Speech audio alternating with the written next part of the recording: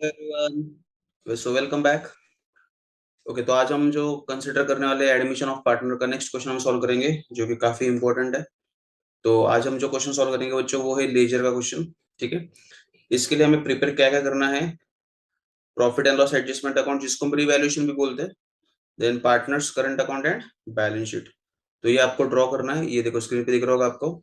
Revaluation account दिया है, partners current account दिया है, और बैलेंस शीट ड्रॉ करना है। तो ये तीन चीजें हमें यहाँ पे ड्रॉ करना है, सिंपल। और ये क्वेश्चन आपके सामने है। तो चलो फिर क्वेश्चन को रीड करते हैं फिर। चलो, सबसे पहले इसको एक एक करके कवर करते हैं, ठीक है। तो लिखा क्या है? Radha and Vikas were partners, were in partnership sharing profits and losses in proportion of 3:2। तो प्रॉफिट शेयरिंग रेशियो कितना है? 3:2 respectively. Their balance sheet as on 31 March 2019। तो 31 मार्च 2019 इस डेट का उन्होंने हमें बैलेंस शीट मेंशन किया है। तो लाइबिलिटीज है रुपीज, असेट्स रुपीज। तो लाइबिलिटीज की हम बात करेंगे तो कैपिटल दिया है, राधा का दिया है, विकास का दिया है। करंट अकाउंट दिया है, राधा विकास। लोन फ्रॉम बालू दिया है, एंड क्रेडिटर्स दिया है, ठीक है। देन प्रीमाइसेस दिया है, फर्नीचर फिक्सचर्स स्टॉक दिया है, डेटर्स दिया है, कैश एट बैंक दिया है। फिर एडजस्टमेंट में लिखा है on 1 April 2019 Om was admitted. तो यहाँ पे कौन पार्टनर एडमिट हुआ है? ओम पार्टनर को हमने बिजनेस में एडमिट किया है to the firm on the following terms. तो कुछ टर्म्स एंड कंडीशंस है। तो पहला है premises were to be valued at 3,40,000। तो प्रीमाइसेस को इस साल वैल्यू कितना मेंटेन करना है बच्चों? 3,40,000। Are you understanding this? इसको कैसे करेंगे? क्वेश्चन सॉल्व करते वक्त करेंगे, अभी हम जस्ट रीड कर रहे हैं अभी, ठीक है ना। Then and furniture and fixture at 2,800। A provision for bad debts 2,000 was to be made. Stock should be revalued at 58,000. Then second लिखा है ओम should bring 80,000 as capital and 20,000 as his share of goodwill. तो 80,000 रुपए का क्या है बच्चों?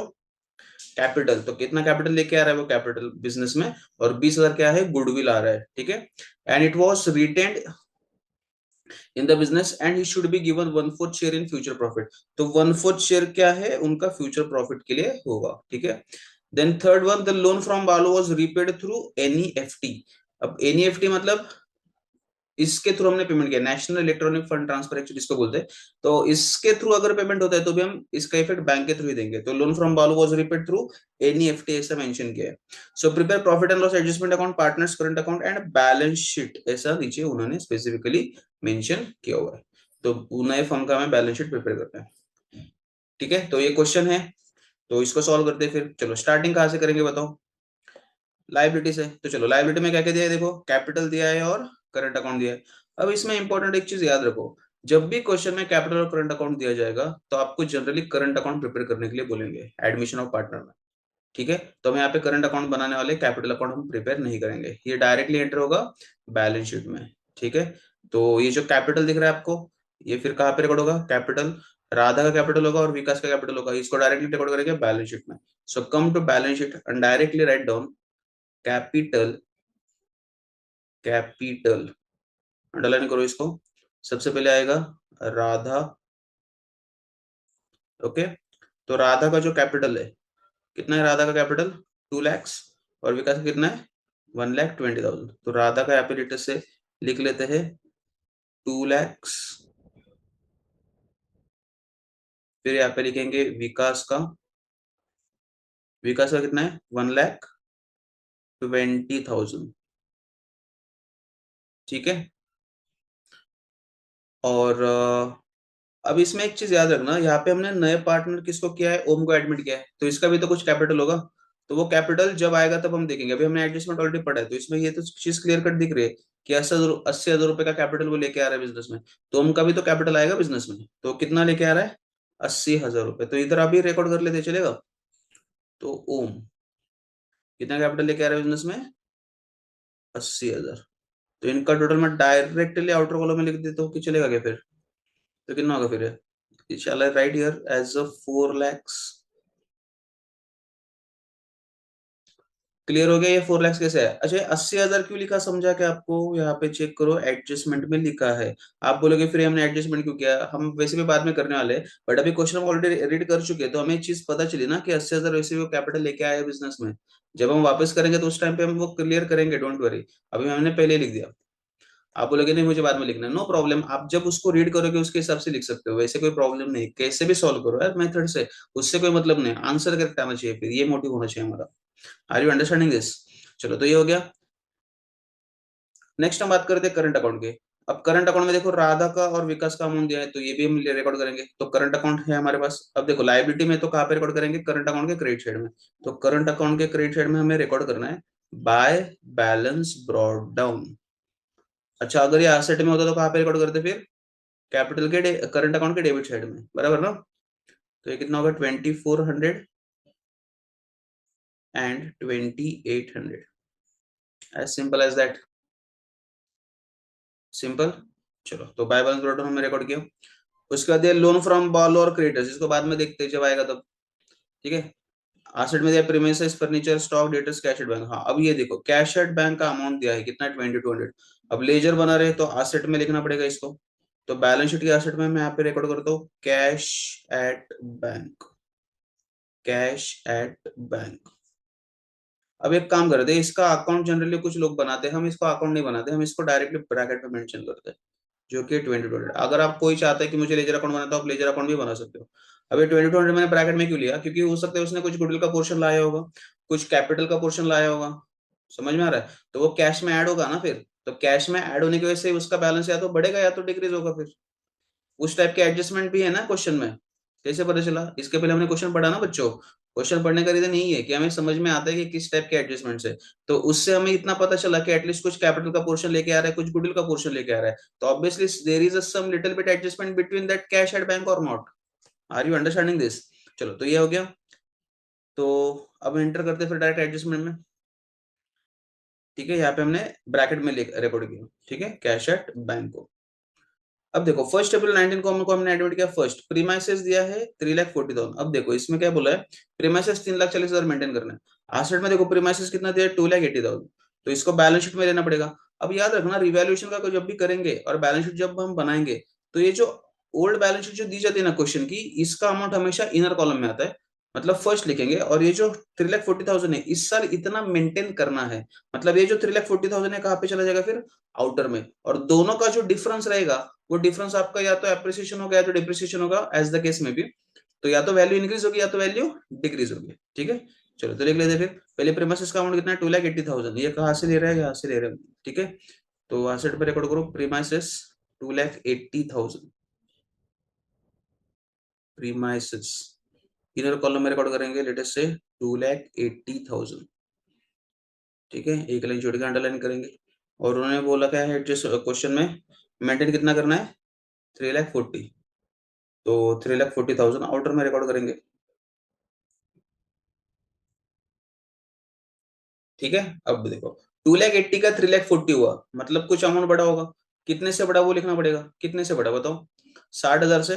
अब वो जो डिफरेंस आएगा उसको हम बोलेंगे एप्रिसिएशन। तो यहाँ पे रिकॉर्ड करेंगे एड एप्रिसिएशन, जो कि कितना आएगा हमारा, 60,000। कैसे है 60,000, 3,40,000 में से 2,80,000 माइनस किया, तो जो डिफरेंस है वो 60,000। और ये को सोचना कैसे समझा ना, 2,80,000 इनर में, 3,40,000 आउटर में, तो 2,80,000 का 3,40,000 हुआ है, मतलब वैल्यू बढ़ गया होगा। अब वैल्यू बढ़ा इसलिए क्या हो गया, एप्रिसिएशन। समझ में आ गया बच्चों? चलो तो अब बताओ, ये जो 60,000 रुपए जो है, ये 60,000 एप्रिसिएशन हुआ, मतलब वैल्यू बढ़ गया ना एसेट का। तो एसेट का वैल्यू बढ़ना मतलब रिवैल्यूएशन के लिए फायदा हुआ नुकसान हुआ, फायदा हुआ, इसलिए क्रेडिट साइड में रिकॉर्ड करेंगे फिर बाय, बोलो, प्रीमाइसेस अकाउंट, चलेगा, 60,000। ये 60 हमने यहाँ पे रिकॉर्ड किया। समझ में आ गया? चलो नेक्स्ट। जैसे प्रीमाइसेस हो गया वैसे फर्नीचर एंड फिक्सचर्स है कितना, 2,800। एसेट में पहले चेक करो कितना है, 22,800। तो 22,800 पहले लिखना पड़ेगा एसेट में। तो यहाँ पे रिकॉर्ड करेंगे पहले फर्नीचर, कितना दिया है क्वेश्चन में, 20, मतलब बैलेंस शीट में 22,800। इस साल एज पर एडजस्टमेंट उन्होंने कितना मेंशन करने के लिए बोला है, 20,000। कहा गया ये, 20,800। तो 20,800 रिकॉर्ड करना पड़ेगा आउटर कॉलम में। तो 22,800 का 20,800 हुआ। तो वैल्यू डिक्रीज हुआ ना, तो इसको क्या बोलेंगे फिर, लेस डेप्रिसिएशन। इसको हमें क्या बोलना है, लेस डेप्रिसिएशन। तो कितने का होगा फिर ये, बताओ जरा, क्या पे कैलकुलेशन कर लो। 22,800 माइनस 20,800, तो सिंपल सी बात है, 2,000 का हो गया। तो फिर 2,000 से क्या हो गया, डेप्रिसिएशन। समझ में आ रहा है। अब देखो ये जो 2,000 है, ये 2,000 की वजह से बिजनेस में लॉस होगा, मतलब एसेट का वैल्यू डिक्रीज होना, मतलब नुकसान हो गया ना। तो इसलिए रिवैल्यूएशन के डेबिट में हम रिकॉर्ड करेंगे टू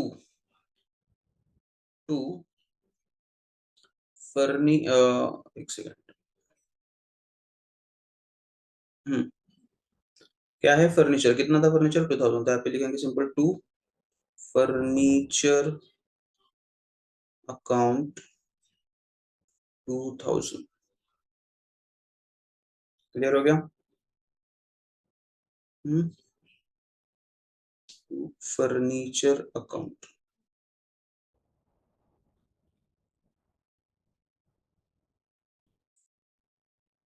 बराबर।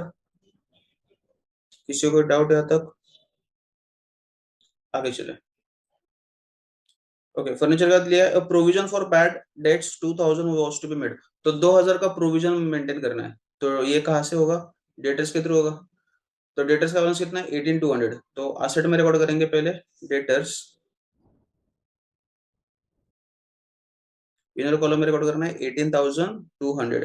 फिर यहाँ पे क्या रिकॉर्ड करेंगे, लेस आरडीडी। कितना रिकॉर्ड करेंगे आरडीडी, 2,000, क्योंकि 2,000 इस साल मेंटेन करने के लिए बोला है ना, तो इसलिए 2,000 बस क्या करेंगे, माइनस करेंगे। तो 18,000 माइनस 2,000, इज इट कितना होगा, इज इट 16,200, बराबर। अब देखो ये आरडीडी, कोई बता सकता है आरडी को हम डेटर्स में माइनस क्यों करते हैं। एक चीज याद रखना, आरडी मतलब रिजर्व फॉर डाउटफुल डेट्स। हमें लगता है कि हमें बिजनेस में कुछ लोग पैसा देने से इनकार करेंगे, ऐसा डाउट लग रहा है, तो हम वो लॉस पहले से एडवांस में बुक कर लेते हैं, उस लॉस को बोलते हैं आरडीडी। तो हो सकता है इस साल वो डेटर्स में से कुछ पोर्शन हमें ऐसा लग रहा है कि 2,000 का लॉस होगा, इसलिए वो लॉस हमने पहले से रिकॉर्ड किया। समझ में आ रहा है।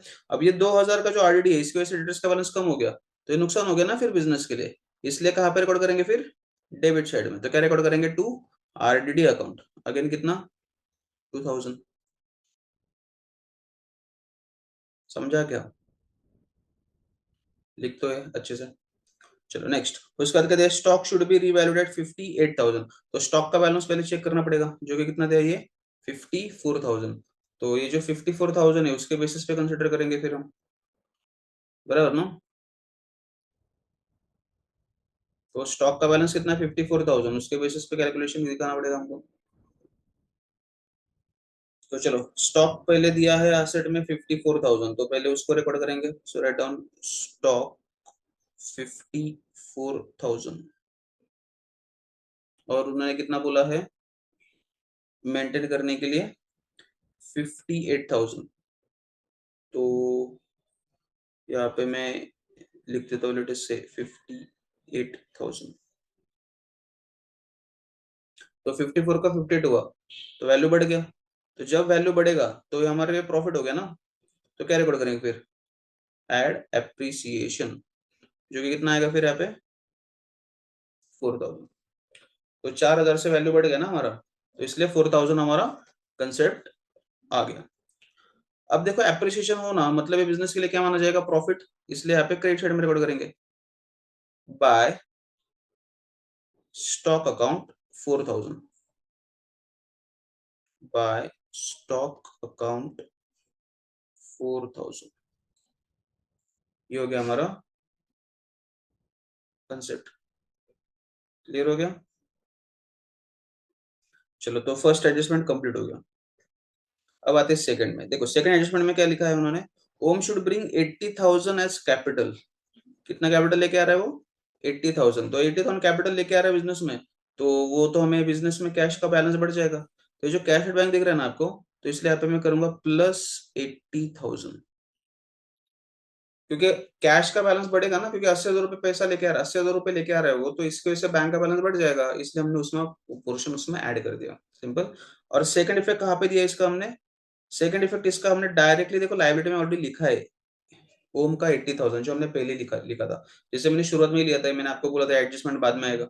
तो उसका सेकंड इफेक्ट ये है, दैट इज 80,000। समझा आपको? चलो, उसके बाद नेक्स्ट क्या दिया उन्होंने, आगे उन्होंने बोला कि 20,000 as a share of goodwill and it is written in the business. Simple सी बात है कि 20,000 रुपए गुडविल लेके आ रहा है। अब 20,000 रुपए अगर वो कहीं ना कहीं गुडविल लेके आ रहा है, तो इसका मतलब हमारा कैश का बैलेंस भी तो बढ़ जाएगा। ठीक है, तो ये भी हमें ऐड करना पड़ेगा फिर। तो कैश एट बैंक में आ जाओ, यहाँ पे हम रिकॉर्ड करेंगे लेटेस्ट से प्लस 20,000, प्लस 20,000। मैं थोड़ा सा बाहर लिख रहा हूँ अमाउंट में। ठीक है, आप एग्जाम में हमेशा क्या करो, इसको थोड़ा सा अच्छे से एडजस्ट कर लो, एक दो लाइन छोड़ा तो भी चलेगा। तो ठीक है, अलग से कर ही लेते हैं।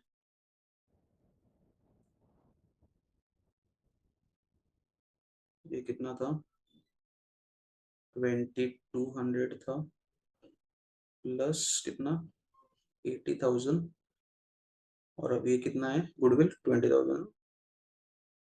ठीक है, ठीक है। तो कितना होगा फिर, ये ऐसा 20,000 हमने यहाँ पे ले लिया। अब ये जो 20,000 का जो बच्चों गुडविल है ना, इसको हमें क्या करना पड़ेगा, रेशियो में डिस्ट्रीब्यूट करना पड़ेगा 20,000 को। कौन से रेशियो में, 3:2। क्वेश्चन में न्यू रेशियो नहीं दिया है, तो ओल्ड रेशियो को हम सैक्रिफाइसिंग रेशियो मानेंगे। ठीक है,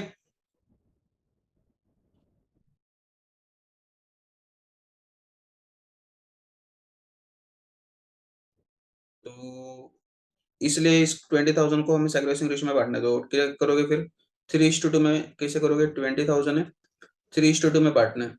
तो कैसे करोगे, 3:2, मतलब 3 + 2 5 हुआ, तो 20,000 डिवाइड बाय 5 करो। कितना आंसर, इज इट 4,000? इसको इंटू 3 इंटू 2 करो। 4 3 जा 12,000, 4 2 जा 8,000। तो बाइफर्केशन क्या है फिर इसका, 12,000 एंड 8,000। समझ में आया? तो ये गुडविल कहाँ पे रिकॉर्ड करेंगे फिर, अभी करंट अकाउंट में। तो यहाँ पे रिकॉर्ड करेंगे सिंपल, बाय गुडविल अकाउंट। क्यों करंट अकाउंट में, समझ में आ रहा है ना, करंट अकाउंट बने हमने। जनरली एंट्री पास होती है goodwill account debit to partners capital, लेकिन जब कैपिटल और करंट अकाउंट दोनों दिया जाएगा, तो उस केस में हमेशा कौन सा अकाउंट यूज करना है, करंट अकाउंट। तो बाय गुडविल अकाउंट यहाँ पे हम रिकॉर्ड करेंगे 12,000 फॉर राधा एंड 8,000 फॉर विकास। समझ में आया बच्चों? तो गुडविल का भी एडजस्टमेंट हो गया। गुडविल का पोर्शन कैश में लाया है, इसलिए हमने कैश एट बैंक में भी ऐड किया। समझ में आ रहा है ना, सेकंड इफेक्ट। दो इफेक्ट देते हैं हमारे एडजस्टमेंट के। चलो, तो थर्ड एडजस्टमेंट भी हो गया। अब एंटर करते थर्ड, द लोन फ्रॉम बालू वॉज रीपेड थ्रू एनईएफटी। अब बालू का जो लोन है ना, ये देखो लाइबिलिटी में जो दिख रहा है, 40,000 लोन दिया है। ये कैसे पे किया हमने, एनईएफटी से, मतलब बैंक ट्रांसफर। तो ये कहीं ना कहीं हम बोल सकते हैं कि ये जो पोर्शन है, ये हमने यहाँ पे ले लिया है। तो यहाँ पे क्या करना है, ये जो कैश एट बैंक दिख रहा है ना, इसमें से हमें उतना पोर्शन माइनस करना पड़ेगा। तो लोन फ्रॉम बालू कितना दिया है उन्होंने, 40,000। तो पूरा का पूरा 40,000 हम बैंक के थ्रू पेमेंट करेंगे। तो उसकी वजह से पैसा कट जाएगा हमारा बैंक से, तो 40,000 का बैलेंस डिक्रीज होगा ना, इसलिए हमें इसमें से 40,000 को माइनस करना है। समझ में आया? तो 40,000 माइनस करो। अब इसका जो पूरा टोटल है वो लिख लेना फिर, 22,000 प्लस 80,000 प्लस 20,000 कितना होगा, 1 लाख। 1 लाख माइनस 40, 60। तो इज इट 62,200? बराबर है, 62,200। सिंपल। चलो, तो ये आ रहा है 62,200, ये यहाँ पे क्लियर हो गया। लोन फ्रॉम बालू का जो पोर्शन है वो भी हमने पे कर दिया अभी। और क्वेश्चन में कुछ बचा है, मेरे ख्याल से सारा क्वेश्चन हो गया। अब जो बचा हुआ असेट्स एंड लायबिलिटीज है, उसको हम वैसे के वैसे रिकॉर्ड करना पड़ेगा। देखो क्या क्या रिकॉर्ड करना बाकी, प्रीमाइसेस हम रिकॉर्ड कर चुके हैं, फर्नीचर एंड फिक्सचर रिकॉर्ड कर चुके हैं, स्टॉक रिकॉर्ड कर चुके हैं, डेटर्स रिकॉर्ड कर चुके हैं, कैश एट बैंक भी रिकॉर्ड कर चुके हैं। तो इसमें कुछ बचा नहीं, सारा हो गया। लायबिलिटी में आओ, कैपिटल रिकॉर्ड कर चुके हैं, करंट अकाउंट रिकॉर्ड कर चुके हैं। लोन फ्रॉम बालू तो आएगा नहीं क्योंकि पेमेंट हो गया। अच्छा, जिस लायबिलिटी का पेमेंट हो गया वो तो रहेगा नहीं ना बिजनेस में, तो इसलिए अब ये दिखेगा क्या, लायबिलिटी में नहीं दिखेगा। क्रेडिटर्स बचा है ना, इसका कुछ नहीं किया, तो इसको रिकॉर्ड करना पड़ेगा। सो रिटर्न क्रेडिटर्स लिखो लायबिलिटी में, क्रेडिटर्स कितना होगा, 12,000। समझ में आया? तो अब करना क्या है फिर, क्लोजिंग। चलो, तो क्लोज कर दे फिर अब क्वेश्चन को। तो रिवैल्यूएशन अकाउंट में आते हैं पहले। चलो, टोटल बताओ कितना आ रहा है इसका टोटल, 64,000। टोटल क्रेडिट का ज्यादा है, क्रेडिट का टोटल ज्यादा है, इसलिए हमने वो टोटल कर लिया। सेम टोटल डेबिट में ट्रांसफर करो, 64,000। चलो लिखो, और डेबिट का टोटल करो अभी। तो डेबिट का टोटल कितना आ रहा है, 4,000। तो 64,000 माइनस 4,000 कितना है आंसर, 60,000। कैसे है सिस्टम समझा ना। 64,000 क्रेडिट का टोटल है, इसमें से डेबिट का जो टोटल दिख रहा है आपको 2,000, 2,000 प्लस 2 कितना हुआ 4,000। इसको हमने माइनस किया ना, तो आंसर कितना आया 60,000 बराबर। तो ये जो पोर्शन है इसके बेसिस पे फिर हमको लेना है। तो ये जो 60,000 रुपए जो है इस 60,000 को डिस्ट्रीब्यूट करना पड़ेगा किस रेशियो में, 2:3, 3:2। यहाँ पे कर लेते हैं, नया नया स्लाइड में लेते हैं, चलो। तो 60,000 को हमें डिस्ट्रीब्यूट करना है 3:2 में। कैसे करोगे, 60,000 डिवाइडेड बाय 5, 3 + 2 5 हुआ ना। तो 60,000 डिवाइड बाय 5 करो, आंसर कितना होगा, 5 × 1 = 5, तो ये होगा 5 × 2 = 10, तो 12,000 हो गया। मल्टीप्लाइड बाय 3 करो, मल्टीप्लाइड बाय 2 करो, तो 12 × 3 = 36,000 और 12 × 2 = 24, आगे की 3 जीरो। तो फर्स्ट पार्टनर को कितना मिलेगा 36,000, सेकंड पार्टनर को कितना मिलेगा 24,000। तो ये हो गया प्रॉफिट। तो रिवैल्यूएशन में आ जाए, यहाँ पे हम रिकॉर्ड करेंगे सिंपल, टू राधा कैपिटल 12,000, नहीं कितना 36,000 था ना इसका। हम्म फर्स्ट पार्टनर का 36,000, तो यहाँ पे लिखेंगे 36,000 एंड टू विकास कैपिटल। अगर थोड़ा सा स्पेस ज्यादा अच्छे से ड्रॉ कर रहे हो, थोड़ा सा स्पेस ज्यादा रख सकते हो, तो उस केस में फिर आप ये लिख सकते हो टू प्रॉफिट ट्रांसफर टू। ठीक है, तो यहाँ पे मैंने जगह नहीं इसलिए कम लिखा है, to Radha capital 36,000 to Vikas capital account 12,000। 12,000 नहीं 24,000 ना, तभी मैंने बोला ऐसा कैसे हो रहा, 24,000 है ये,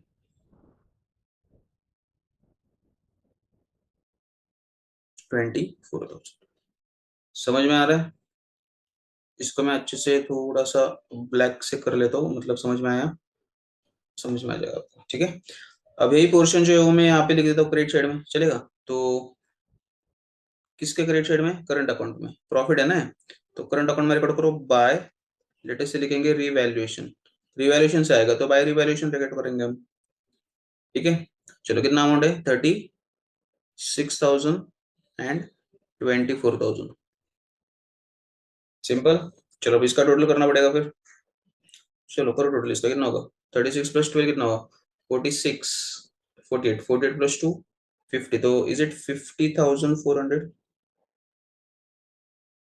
ये 50,400 हो गया ना, इज इट करेक्ट। देखो बच्चों, प्रैक्टिस करनी पड़ेगी आपको इसकी, ठीक है। ये हो गया 5400। अब विकास का टोटल करो, देखो कितना आ रहा है 34,800, सही है।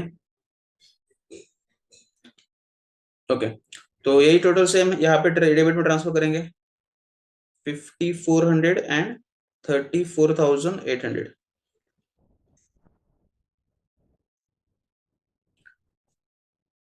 तो डेबिट में क्या लिखेंगे फिर, टू बैलेंस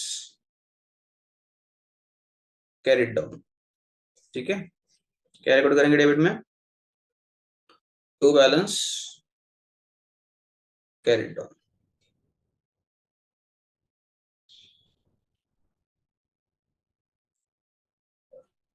तो यहाँ पे रिकॉर्ड करेंगे अगेन,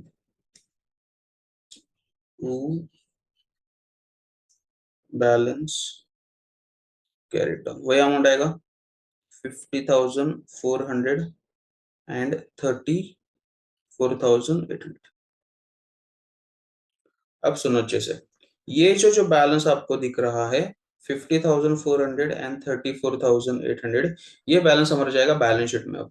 लेकिन बैलेंस शीट के कौन से साइड में जाएगा, डेबिट या क्रेडिट, सॉरी बैलेंस शीट के कौन से साइड में जाएगा, लायबिलिटी एसेट। बैलेंस शीट को डेबिट क्रेडिट नहीं बोलते ना बच्चों, बैलेंस शीट को लायबिलिटी और एसेट लेना पड़ेगा। तो बताओ लायबिलिटी में जाएगा एसेट में, तो याद रखना, जब भी टू बैलेंस क्रेडिट डाउन आता है ना, इसका मतलब ये हुआ उस अकाउंट को होता है क्रेडिट बैलेंस, और क्रेडिट बैलेंस हमेशा कहाँ पे आता है, लायबिलिटी में। तो इसलिए करंट अकाउंट को कहाँ पे रिकॉर्ड करेंगे, लायबिलिटी में। So come to liability side and write down, यहाँ पे हम रिकॉर्ड करेंगे current account, current account underline करेंगे यहाँ पे, दोनों पार्टनर्स का नाम लिखेंगे राधा एंड विकास, ठीक है। तो कितना कितना अमाउंट यहाँ पे रिकॉर्ड करेंगे, 5400 है राधा का, तो यहाँ पे रिकॉर्ड कर देते हैं 5400, और विकास का कितना है हमारा 34,800। सो 34,800 इसका टोटल कर लो फिर, तो कितना हो गया?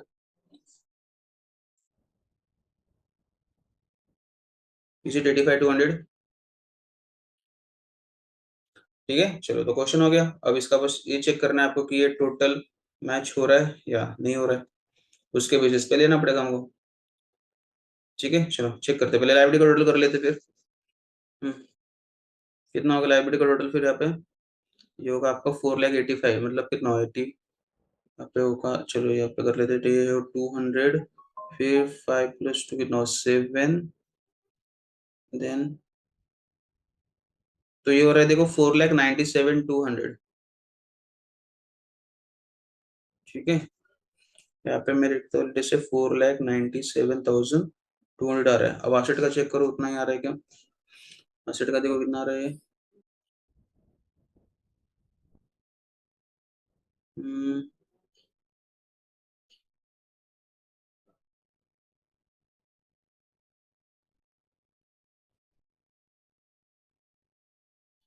तो ये भी आ रहा है 4,97,200 बराबर। ये भी हमारा आ रहा है ना, टोटल कितना आ रहा है? 4,97,200 आ रहा है बराबर। 4,97,200, इसका मतलब हो गया हमारा जो बैलेंस शीट है ये टैली हो गया। कहीं पे लिखने की जरूरत नहीं, टैली वगैरह। Are you understanding this? तो ये क्वेश्चन हमने सॉल्व किया है। अब देखो, मैंने कल एक क्वेश्चन में बोला था आपको कि लेजर का करना क्या है। लेजर में तो ये होता है लेजर अकाउंट जो हमने अभी तक बनाया, बैलेंस शीट बनाया, रिवैल्यूएशन अकाउंट बनाया, करंट अकाउंट बनाया। ठीक है, तो समझ में आ गया आपको? देखो अब इसमें एक कंसेप्ट ये होता है कि अगर कैश अकाउंट बैंक दिया है तो इसका अकाउंट, हम बैंक अकाउंट का सेपरेट लेजर बनाना है नहीं बनाना है वो आपके ऊपर डिपेंड है। अगर क्वेश्चन में स्पेसिफिकली मेंशन किया है तो ये बनाना है, अदरवाइज लेजर बनने की जरूरत नहीं, हम ऐसे ही एडजस्ट कर सकते हैं जैसे यहाँ पे किया है अभी एडजस्ट। समझ में आ रहा है आपको? डायरेक्टली ब्रैकेट में ओपन करके लिख सकते हो। क्वेश्चन कितने मार्क्स का होता है एग्जाम में, याद रखना 10 मार्क के लिए होता है। ठीक है, तो अगर अच्छे से कवर करोगे तो उसके बेसिस पे समझ में आ जाएगा आपको। ठीक है, तो तीनों मिला के आपको 10 मार्क्स मिलेंगे अगर अच्छे से क्वेश्चन आपका टैली हो रहा है तो ये मैंने क्वेश्चन थोड़ा सा अलग लिया है जिसमें करंट अकाउंट मेंशन किया है। यहाँ पे हमने कैपिटल अकाउंट नहीं बनेगा, कैपिटल अकाउंट बनने के क्वेश्चन हम करेंगे जिसमें मैक्सिमम हमारे एडजस्टमेंट्स कवर होंगे, उस टाइप का भी हम एक क्वेश्चन करेंगे। चलो तो आज के लिए फिर इतना सफिशिएंट है। समझ में आ रहा है सबको? ठीक है, तो बच्चों आज के लिए फिर स्टॉप कर दे। Thank you so much, have a good day, good luck, bye.